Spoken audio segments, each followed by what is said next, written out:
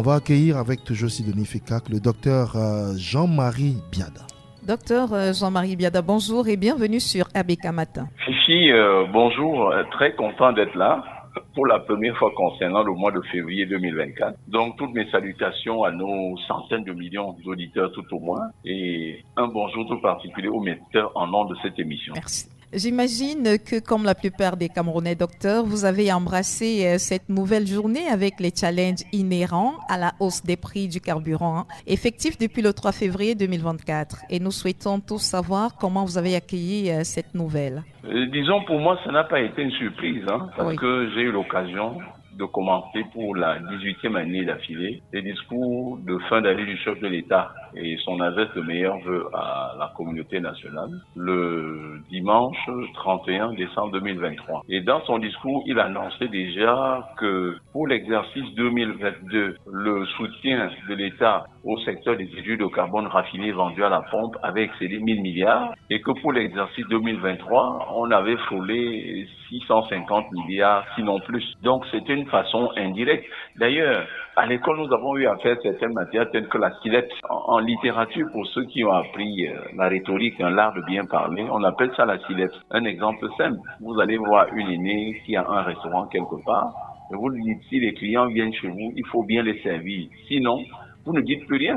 C'est à elle de déduire que si vous ne les servez pas bien, ils iront voir ailleurs. Donc, quand le chef de l'État dit, nous avons subventionné à hauteur de plus de 1000 milliards, ensuite 650 milliards, et que le trésor public est passablement essoufflé, pour la suite, ça voudrait simplement dire que pensez encore à ce qu'on a appelé pudiquement l'ajustement. Et derrière cela également, comme ça s'est passé l'année dernière, vous voyez que c'est presque le même mode opératoire. L'année dernière, en 2023, c'est au soir du mardi 31 janvier 2023 que le ministre secrétaire général prend un communiqué annonçant donc que les prix vont augmenter pratiquement de 26,6% pour ce qui était du gazole, c'est-à-dire le gazole passait dans le 570 francs à 720 francs, alors que le super, lui, passait de pratiquement 630 francs à 730 francs. Oui. Alors, qu'est-ce qui s'est passé? On avait assisté à des ruées vers les pompes, vers les stations-service. Voilà. Et le gouvernement a augmenté le prix. Regardez encore ce qui s'est passé ces derniers jours-ci. Pour ce qui est de la fin d'année, vous voyez qu'il n'y avait pratiquement pas de super. Il y avait quand même, j'apporte la précision, qu'il y avait le gazoil. Oui. Donc, il y avait donc ce manque-là. On a comme l'impression que c'est une formule que le gouvernement utilise souvent pour tester. Préparer les esprits. Voilà. Que les consommateurs pourraient réserver donc un accueil à une mesure fortement impopulaire comme celle-là. Oui. Donc, pour moi, que cela soit arrivé en février, je peux faire un raisonnement par récurrence. Pour l'exercice 2023, l'augmentation a pris effet à compter du 1er février 2023. Donc, restant dans cette même logique, moi, j'attendais cette augmentation au mois de février et voilà, vous voyez, bien, c'est arrivé le samedi 3 février. Ça a été effectif. C'est rentré en vigueur le samedi 3 février 2024. Docteur Jean-Marie Biada, comment est-ce que les Camerounais peuvent se réinventer face à cette inflation qui est bien partie pour battre tous les records de ces 3 dernières décennies? Alors, les Camerounais peuvent faire comment? Vous savez très bien, nous avons connu l'économie esclavagiste où pour faire tourner les choses, fabriquer des produits finis, on utilisait des êtres humains qui travaillaient sans se faire payer. Et d'ailleurs, chez nous en économie, il y a souvent ces grands débats. Lorsqu'on voit de très grands économistes, je prends le cas du professeur Rostow qui vient jouer les savants en nous dessinant ce qu'on appelle la route vers la croissance. Donc, il commence par dire que non, c'est l'économie agraire. On avance avec la semi-industrie. Ensuite, on produit à l'échelle industrielle. Et puis, voilà le pays qui est développé. Mais il y a un côté du film, il y a un feuilleton qu'il a volontairement élagué. Il ne dit pas que tous ces gens-là ont d'abord eu comme matière première, comme soubassement, la traite négrière. C'est la traite négrière qui a développé ces pays. Oui. La traite négrière, c'est quoi? C'est le fait de faire travailler des gens sans les payer. Oui. C'est pour cela que dans beaucoup de pays africains ici chez nous, les gens qu'on pointe du doigt comme des multimilliardaires, c'est les gens qui ne payent pas des salaires à leurs ouvriers. Tout à fait. Et c'est la raison pour laquelle ils sont donc multimilliardaires. C'est la raison pour laquelle ils sont multimilliardaires. Donc, qu'est-ce qui va se passer pour éviter qu'on ne se retrouve l'année prochaine au 1er février 2025 en disant augmentation 1er février 2026, augmentation. Qu'est-ce qu'il y a lieu de faire? Est-ce qu'il y a lieu de faire? Remettre à flot la sonara. Ce n'est pas sorcier, madame. Oui. Remettre la Sonara à flot d'un, mais de deux faits montre également de patriotisme. Je ne comprends pas qu'un pays comme je l'appelle comment, le Bénin. Le Bénin tient une consommation qui correspond au 10e de la consommation du Cameroun. Le carburant coûte 600 francs là-bas. Et nous qui achetons donc en grande quantité, je reste dans la logique de l'importation, Madame Fika. Oui. Est-ce que vous savez qu'il y a en économie ou en commerce même ce qu'on appelle le prix de gros? Tout à vous fait, qui allez sans publicité aux brasseries acheter un casier, vous avez votre prix. Le monsieur qui achète un camion de 1444 bouteilles là, il a son prix. Et le monsieur qui dit non, je veux un camion comme ça chaque semaine pendant 2 ans, il a son prix. Oui. Donc je ne peux pas aller sur le marché. Le Cameroun n'a pas son marché international de produits finis raffinés. Ailleurs, d'où vient-il qu'un autre va acheter 200 000 tonnes métriques à l'année chez lui, il va à 500, 600 francs. Et nous allons acheter 2 100 000 tonnes. Madame Fika, on vient vendre maintenant à 800, 900, on va même aller à 1000 francs, des choses comme ça. Donc, interpellons donc ici le sens de patriotisme, c'est-à-dire des gens. Le rôle de l'État, c'est quoi, Madame Fika? C'est-à-dire s'occuper des plus faibles, s'occuper des plus pauvres, s'occuper des gens qui n'ont pas la possibilité de compétir d'égal à égal avec ceux qui ont un peu plus de moyens, ceux qui ont un peu plus de l'entre-gens, ceux qui ont un peu plus de ce qu'on pourrait appeler même des passe-trois. Donc, qu'est-ce qui se passe? Oui, nous faisons 2 100 000 tonnes. Mais pourquoi est-ce que on devrait avoir un coût de pétrole, même si on achète à l'international, puisque les autres aussi achètent? Je ne sais pas s'il y a une raffinerie au Bénin, ils importent le pétrole tout comme nous, et en très petite quantité. Et ils vendent donc moins cher. Nous devrons aller dans cette logique-là. Au Nigeria voisin, ils étaient à 200 ou 210 francs. Le Fonds monétaire a dit non, supprimez les subventions. On a supprimé. Ils sont à 450 francs. Vous imaginez? Ça aurait été chez nous ici qu'on aurait dit que non. Vous voyez, les subventions, c'était autour de 10 000 milliards. Maintenant qu'on a supprimé, ça va passer de 250 francs à 800 francs ou à 200 ou à 1000 francs, des choses comme ça. Donc, fait montre de beaucoup de patriotisme. Nous ne pouvons pas vouloir nous embourgeoiser sur le dos d'une population totalement désargentée comme c'est le cas aujourd'hui. Oui. Et j'ajoute autre chose. Si tout autour de nous, Madame Fika, vous prenez le Tchad. Le Tchad a sa raffinerie à Djermaya. Vous prenez la Guinée équatoriale, a une raffinerie. Vous prenez le Congo, la CORAF, congolaise de raffinerie, a une raffinerie. Vous prenez le Gabon, la Sogara, société gabonaise de raffinerie, a une raffinerie. La République centrafricaine n'a pas encore commencé à exploiter son pétrole. C'est pour cela donc qu'ils importent, ça passe par ici et une partie est transportée par barge du Congo et ça passe sur l'Ubangui jusque là-bas chez eux dans la société centrafricaine des dépôts pétroliers. Ils peuvent vendre là-bas à 1200, 1300, ça se comprend. Et quand bien on dit qu'ils vendent à 1200, 1300, leur consommation annuelle c'est quoi? C'est résiduel par rapport à la consommation du Cameroun. Oui. Le Cameroun fait 120 000 litres de je prends le gazole ici chez nous, mais je suis convaincu qu'en Centrafrique, 2 consommations mensuelles ici, ça fait leur consommation annuelle. Donc, tous ces pays qui ont maintenu le prix autour de 500, plus ou moins 100 francs, de mon point de vue, l'ont fait parce qu'en fait, ils raffinent leur pétrole qu'ils ont. Et le Cameroun a son pétrole qu'on appelle le Camcolé. D'où vient-il qu'on va continuer encore à vendre même si on vendait à l'état brut, mais faisons dans le même raisonnement. C'est-à-dire, on vend à l'état brut à l'international. L'argent qu'on a obtenu, on achète dans le pétrole qu'on vient nous vendre ici à 500 ou 600 francs. Aussi simple que tout. Donc la solution, c'est remettre à flot la Sonara. Voilà la meilleure solution, c'est-à-dire une solution durable. La preuve, quand la Sonara était à flot, nous ne voyions pas ce problème-ci. Regardez que la Sonara crame, ou à tout le moins, elle cesse d'être une unité industrielle de raffinage pétrolier dans la nuit du vendredi 30 mai au samedi 31 mai 2019. Et à partir de 2020, nous commençons déjà à trembler. 2021, on a tremblé. Et puis 2022, on ne pouvait plus rien faire. Et on a commencé les hostilités. Puis 2023, on a augmenté. Mais à un taux très élevé, Madame Fika. Est-ce que vous savez que du mardi 30 janvier 2023 oui. au samedi 3 février 2024, donc à peine, je dis bien à peine 12 mois, on a fait augmenter le prix du gazole de 41%. C'est énorme, madame. C'est énorme, ça c'est l'aspect des questions industrielles que le dit. Oui. Lorsque vous êtes dans l'univers industriel et on augmente le prix unitaire d'un facteur de production de 41%, la première des choses à faire, c'est de suspendre la ligne de production. Parce que vos marges ne font pas 41%. Oui. Vos marges ne font pas 41%. On augmente le prix d'un intrant de 41% dans l'univers industriel. C'est fini. Vous raccrochez d'abord cette ligne-là en attendant de voir si on ne peut pas trouver des produits de substitution ou alors on laisse cette mauvaise vague, ce mauvais vent passer avant de pouvoir se réinventer. Me dit que vous allez continuer encore à fonctionner alors qu'on a augmenté de 41% le coût d'un intrant sur une période de 12 mois dans l'univers industriel. De mémoire d'expert de ces questions-là sur ces 20 dernières années, je n'ai jamais vu ça. Quand cela est souvent arrivé, on raccroche d'abord les lignes industrielles, on laisse le mauvais vent passer, et puis on se réinvente, on envisage des choses autrement. Donc on pourrait assister, docteur Jean-Marie Biada, à la fermeture de certaines industries du fait de cette augmentation du prix du carburant? À défaut, comme vous le dites, oui, on peut assister, c'est-à-dire quoi? Dans l'univers industriel, il y a des opérateurs qui peuvent dire j'attends, je marque un temps d'arrêt et j'attends de voir. Je vous prends un exemple très simple. Nous avons des entreprises industrielles ici qui étaient en train de nous offrir sur le marché camerounais des BRSA boissons rafraîchissantes sans alcool de très bonne qualité. Oui. Et quand le gouvernement a imposé, et nous avons crié que mais ces Camerounais, comment vous voulez imposer le droit d'assise sur une BRSA? C'est-à-dire ce n'est pas un produit de luxe. Le gouvernement l'a assimilé à un produit de luxe. Qu'est-ce que ces opérateurs ont fait? Ils ont cessé de fabriquer ce produit tout simplement. Donc il y a des cas comme ça, c'est-à-dire le coût, pas le coût de revient, c'est-à-dire le coût des facteurs de production d'un bien généralement proposé à la vente sur le marché local ou le marché international. Lorsque la matière première connaît un coût aussi grand que celui-là, madame, on lève le pied. Je vous prends un autre exemple.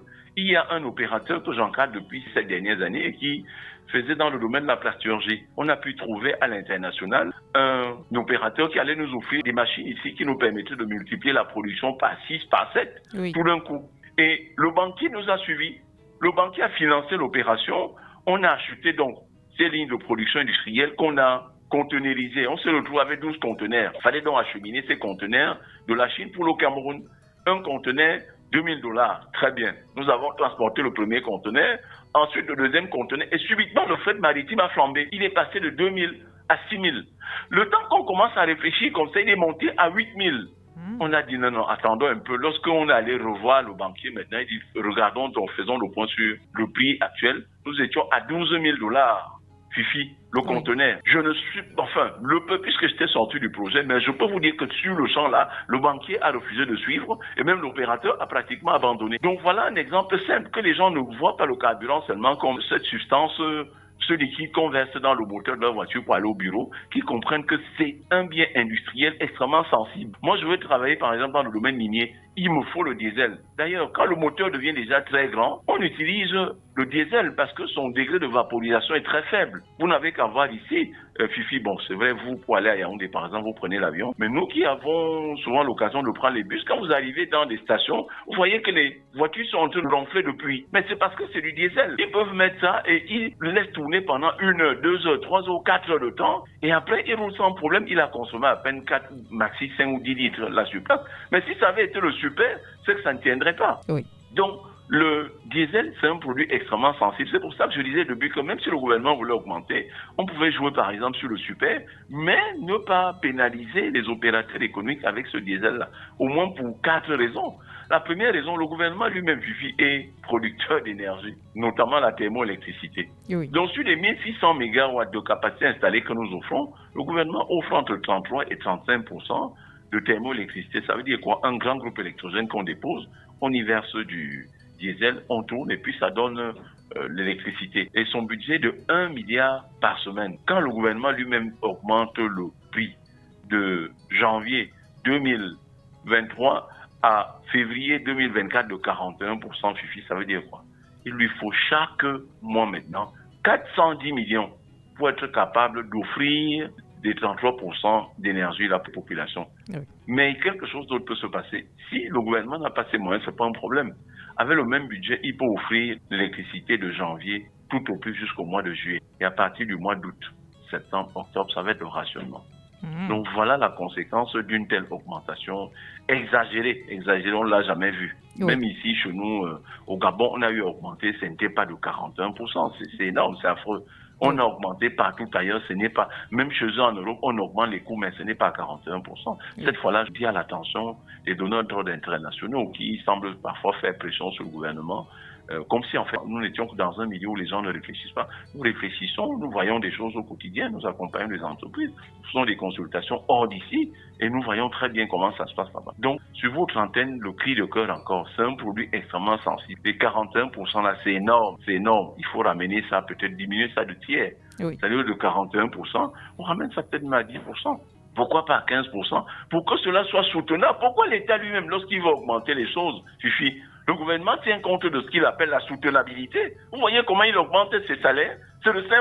Est-ce que vous savez que le gouvernement a augmenté le salaire de base en 2008? Le gouvernement a augmenté le salaire de base quelques années encore après, avant de venir faire l'année dernière. Oui. C'est de 5%, 5%, 5% chaque fois. Cela a un sens. D'où vient-il que lorsqu'il est question maintenant de regarder les opérateurs qui sont en face, le gouvernement ferme les yeux et augmente en l'espace de moins de 13 mois 41% le prix d'un produit extrêmement sensible pour les usines, extrêmement sensible pour les opérateurs du secteur minier, très sensible pour les opérateurs des BTP. Fifi, regardez la foultitude des projets d'infrastructures que nous avons lancés. On va faire la route d'un point à tel autre. Quand vous augmentez le prix comme ça, c'est la matière première là-bas. Donc si vous avez dit de faire le kilomètre de route à 1 milliard de francs, sachant que le coût du carburant, c'est de l'ordre de 500 francs, c'est fini. Ils vont multiplier ça par 2.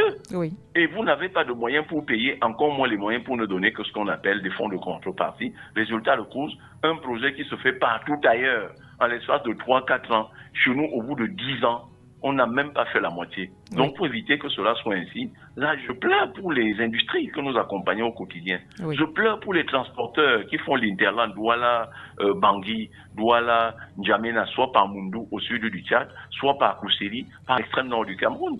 Je pleure pour tout ce beau monde-là. Donc, il est question que le gouvernement fasse quelque chose pour ces gens.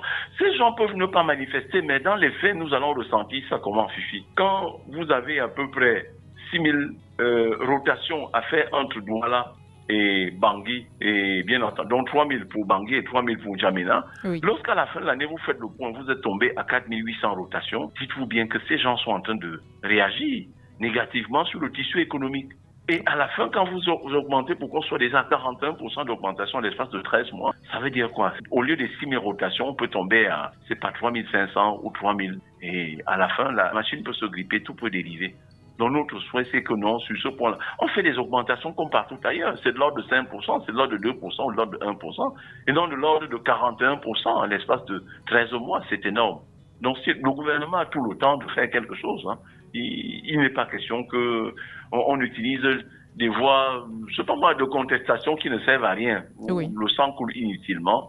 Il faut que le gouvernement pense aux plus faibles, que le gouvernement pense aux industriels, aux transporteurs, aux opérateurs du secteur minier. Le gouvernement est en train de compter sur la mine pour qu'on atteigne à l'horizon 2035 ce que nous sommes en train d'appeler l'émergence. Mais Fifi, il y a un ministre à Yaoundé qui a pris l'engagement que nous devions évacuer le premier bateau de fer, même si je n'y crois pas. Mais pour évacuer ce premier bateau de fer, madame, on ne va pas porter le fer en brousse par les airs. Il faut d'abord faire les chemins de fer. Pour les chemins de fer, c'est des industries. They call it in English earth moving machines. C'est le bulldozer, c'est les nivelleuses, c'est les pelles excavatrices, c'est les tractopelles, c'est les tombereaux. Et tout cela n'utilise que du diesel. Donc quand vous augmentez de façon non retenue, vous augmentez de façon inconsidérée. Le coût du gazoil, c'est freiner indirectement, même sans le vouloir, ce genre de travaux-là. Oui. Vous allez faire donc ces travaux comment, puisqu'on a besoin du diesel là-dedans. Sur ces sites-là, Eneo n'a pas installé le courant. Donc ils utilisent le groupe électrogène pour alimenter leur base de vie. Et si vous augmentez donc comme ça, ou alors ce serait également une façon extrêmement, enfin, ce ne serait pas égalitaire, ce serait faire montre d'iniquité de dire, bon, on va leur donner un prix particulier. Mais même si c'est le cas, oui, qu'on leur réserve donc un prix particulier. Et malheureusement, je sais que quand il est question de l'énergie, ceux qui consomment beaucoup, qui payent plus cher. Oui. Pendant que Fifi à la maison consomme par exemple 110 kWh par mois et est appelé à payer 50 francs le kilowattheure, l'industriel qui est abonné à la moyenne tension qui consomme 400 doit payer un peu plus de 100 francs, Fifi. Oui. Donc dans le domaine de l'énergie, plus vous consommez, plus vous payez gros. Et c'est pour ça que le gouvernement, de mon point de vue, doit faire un effort de penser prioritairement à tous ceux qui sont dans le secteur industriel, parce qu'en fait, le diesel, ils insistent sur le diesel parce que c'est le carburant industriel. Nous nous déplaçons, Douala, Yaoundé, grâce au diesel. Tous ces gros engins, tous ces bus qui transportent 40, 50, 70, 80 passagers, là, c'est le diesel.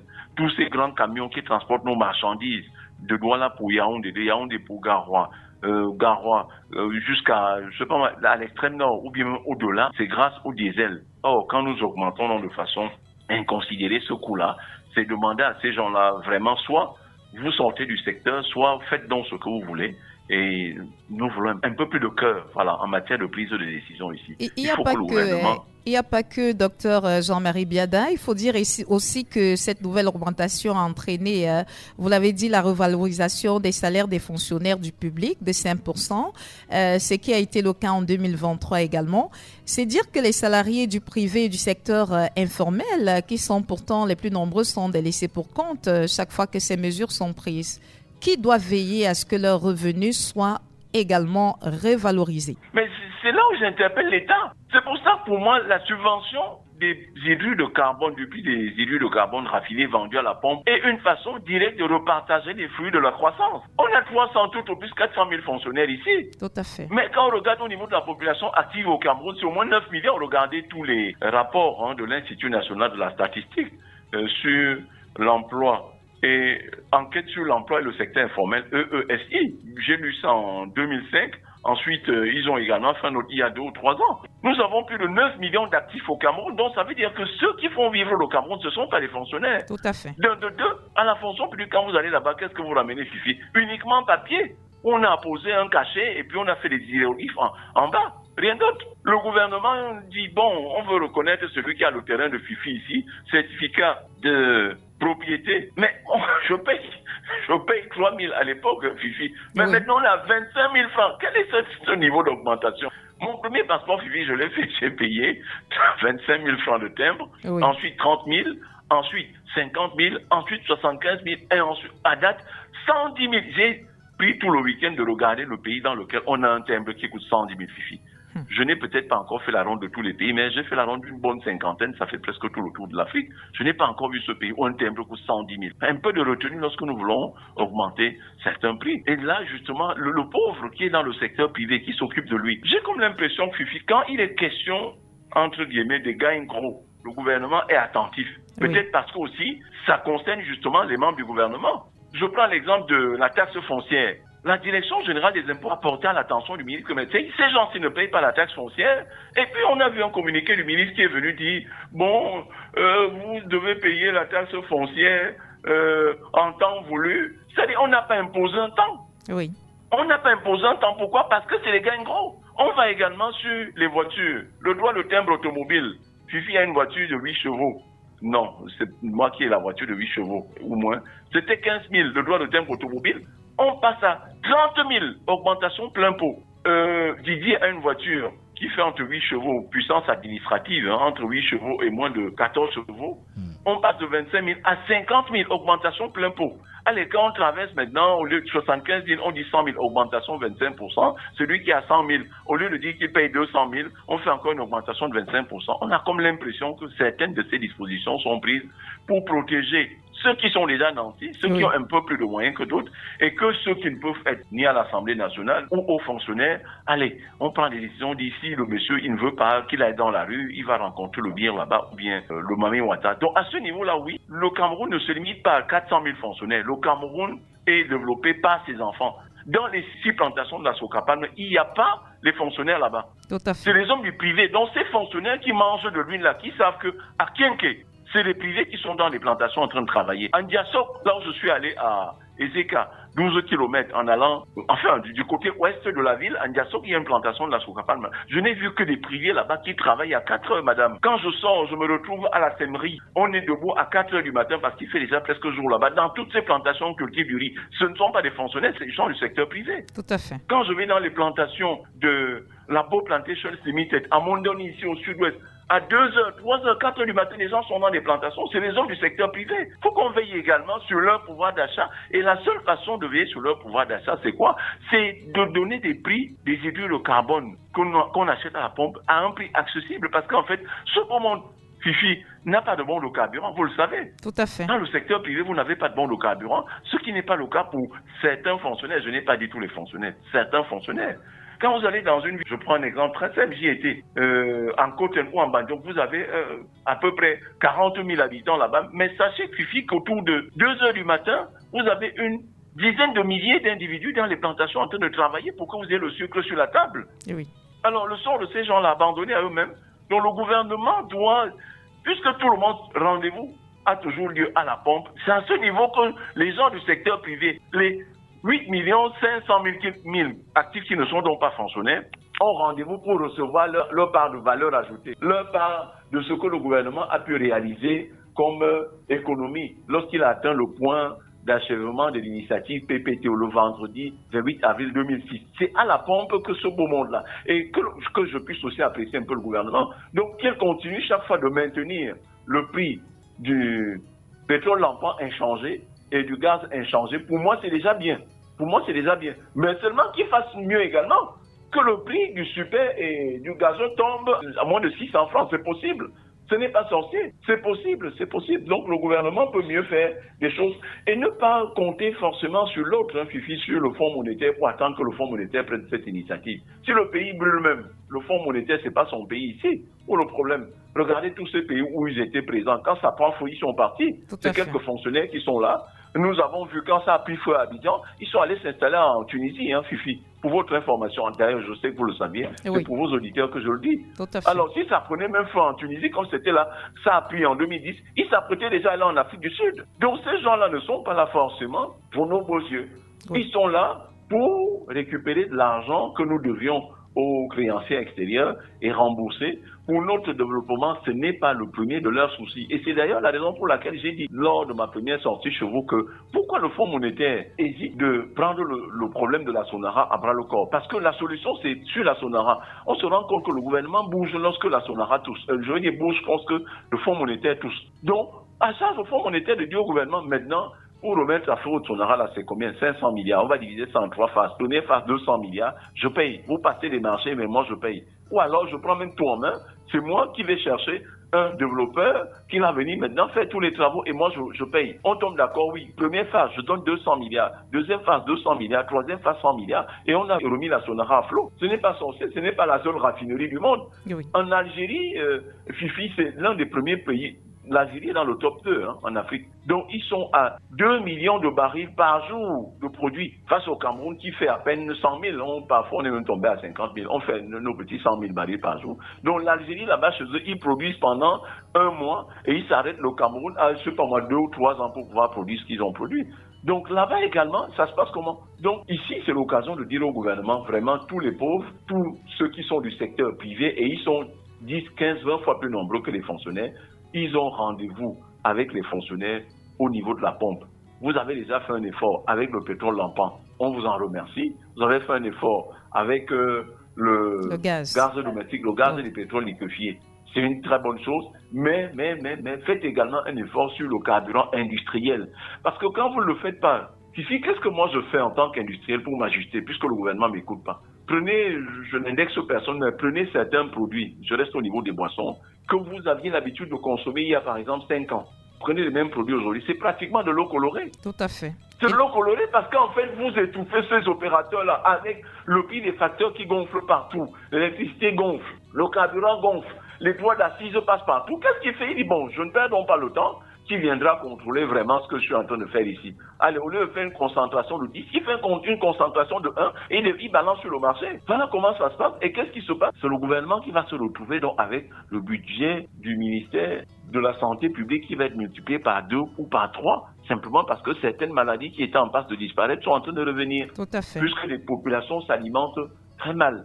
Oui. Puisque les populations ou alors les opérateurs économiques qui s'étaient déjà fait un nom sur le marché, lorsqu'ils se rendent compte que la fiscalité est en train de les étouffer, l'inflation va les tuer, l'augmentation des prix des facteurs de production est incontrôlée, qu'est-ce qu'ils font? Il faut regarder l'autre conséquence que nous ne croyons pas voir, mais là c'est au niveau industriel, le commerce illicite a 2 maladies. La première maladie s'appelle la contrefaçon et la deuxième s'appelle la contrebande. Regardez que le gouvernement avait mis sur pied ce qu'il a appelé lui-même Alcomi 1, halte au commerce illicite. Parce que les prix de facteurs continuent d'augmenter, Fifi. Qu'est-ce que le gouvernement a dû faire? Le gouvernement a encore mis sur pied Alcomi 2, halte au commerce illicite 2. Au moment où je vous parle, le gouvernement est déjà Alcomi 3. Mais à cet allure, il va aller un Alcomi 5, Alcomi N. Parce que ces gens n'ont pas de choix de se livrer à ce genre de pratiques que moi je réprouve. Mais si nous voulons donc qu'ils travaillent sur le terrain, sanctuarisons le terrain, donnons-leur la possibilité d'avoir accès à des facteurs de production à bon coût pour qu'ils puissent donc fabriquer des produits sains, dépourvus de toute innocuité et qu'ils pourront donc proposer sur le marché camerounais à un prix accessible au plus grand nombre. Oui. Merci, docteur Jean-Marie Biada, pour cette contribution dans le cadre de cette émission ABK Matin. Ça a été un plaisir de vous avoir encore ce jour. Merci beaucoup, Fifi. Merci à nos centaines de millions d'auditeurs et un merci particulier en nom de cette émission. Merci. Docteur Louis-Marie Biada. Jean-Marie Biada. Jean-Marie Biada. Encore pardon. Je savais bien que je m'emmêlerai les pinceaux en ce qui les concerne tous les deux. Et on retient du propos de docteur Jean-Marie Biada et en empruntant à Kerry James qu'on n'est pas condamné à l'échec. On se lève et on marche. Sinon, ça n'ira pas très bien. De lundi à vendredi dès 7h. Retrouvez dans le 7-10, 7h-10h. ABK Matin, premier sur le matin. Les invités consultants de classe exceptionnels.